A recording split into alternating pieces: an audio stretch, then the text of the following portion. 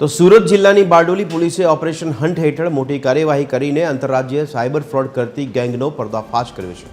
પોલીસે સાયબર છેતરપિંડીના નાણાં કમિશનથી સગેવગે કરનાર 5 મુખ્ય આરોપીઓની ધરપકડ કરી છે, જેમાં બારડોલીના આશિયાના નગરનો તોફિક યુસુફ ઈશાની મુખ્ય આરોપી છે, જે લોકોને લાલચ આપી તેમના બેંક ખાતા કમિશન પર ભાડે રખાવતો હતો।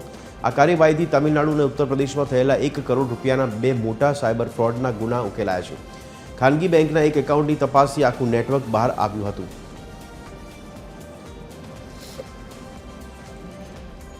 આ પ્રકારના જે વ્યક્તિ એકાઉન્ટ ભાડે આપી અને પોતે બીજાના પરસેવાની કમાણી જે છેતરપિંડીથી એના એકાઉન્ટમાં લે છે અને એની અંદરથી પોતે કમિશન મેળવે છે, એ પ્રકારના જે એકાઉન્ટ ભાડે આપનાર જે છે એને પણ આરોપી તરીકે અમે ધરપકડ કરી રહ્યા છીએ। એટલે આ પ્રકારના એકાઉન્ટ કોઈ ભાડે આપતા હોય તો ચેતી જાય અને માતા પિતાઓને પણ એક ખાસ જે અમારા તરફથી વિનંતી છે કે પોતાના જે બાળકો છે એમાં ખાસ કરીને જે પુખ્ત વયના 18 વર્ષ ઉપરના અને એને આ પ્રકારના કોઈને એકાઉન્ટ આ તે કોઈ ભાડે આપેલા નથી એ બાબતની પણ તકેદારી રાખે, પૈસાની લાલચની અંદર આવું ક્યાંય ગુનાહિત કૃત્ય ન કરી બેસે એ પ્રકારની તકેદારી રાખે।